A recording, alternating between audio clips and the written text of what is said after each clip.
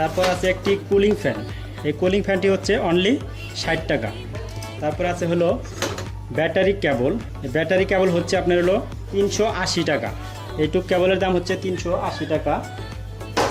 তারপরে আছে হলো অসিলেশন পিসিবি। অসিলেশন পিসিবি আপনার দুই প্রকারের হয়, এটা একটু ভালো কোয়ালিটি, আর এটার দাম হচ্ছে 380 টাকা, আবার নর্মালি আছে 350 টাকা।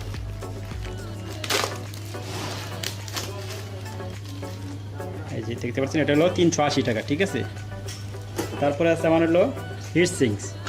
দুইটা হিট সিঙ্ক হচ্ছে আপনার হলো 160 টাকা। তারপর আছে এসি কট।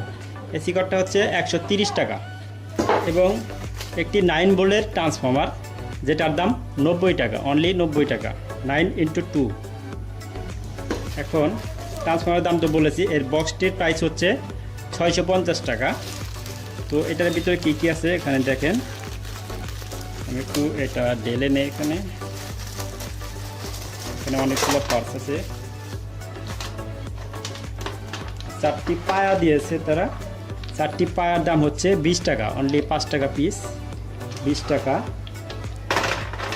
এবং একটি ডিজিটাল ডিসপ্লে দেওয়া আছে, যে ডিসপ্লের দাম অনলি 150 টাকা।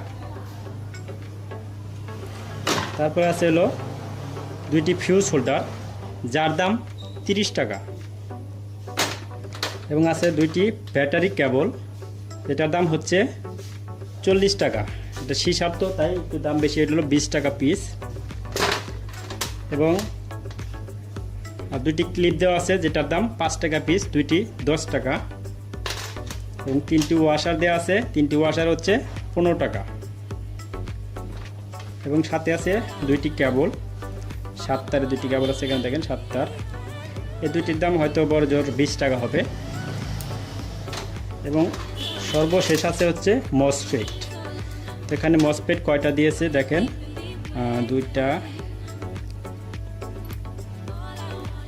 4টা, 5টা, 10টা মসফেট দিয়েছে। আর এই মসফেটের নাম্বার হচ্ছে 3205। এই মসফেটটার প্রাইস একটু বেশি এবং ওয়াটও অনেক বেশি, মান অনেক ভালো।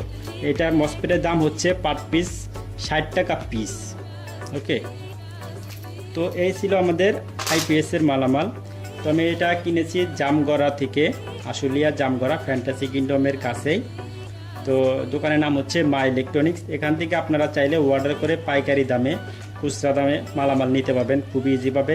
এই দোকানে আপনি যা মাল চাবেন ঠিক তাই দেবে, আপনাকে ডুপ্লিকেট কোনো মাল দিবে না। তো এটা আমাকে কুরিয়ার করে পাঠিয়েছে। একটা আইপিএস তৈরি করতে টোটাল কত টাকা খরচ হতে পারে, ঠিক আছে। তো আমি কিন্তু আপনাদের আইডিয়া দিলাম। তো আশা করি আপনারা ভিডিও শুরু থেকে শেষ পর্যন্ত দেখে হিসাব মিলিয়ে নেবেন যে একটা আইপিএসে কত টাকা খরচ হতে পারে। খুবই সিম্পল এবং খুবই কম খরচের ভিতরে কিন্তু আপনারা চাইলে খুব ইজিভাবে একটি আইপিএস তৈরি করতে পারেন। আশা করি ভিডিওটি আপনাদের কাজে আসবে। তো ভিডিওটি ভালো লাগলে অবশ্যই একটি লাইক দিবেন এবং ভিডিওটি শেয়ার করবেন আপনাদের বন্ধুদের সাথে। তো সবাই সুস্থ থাকুন, ভালো থাকুন, আল্লাহ হাফেজ।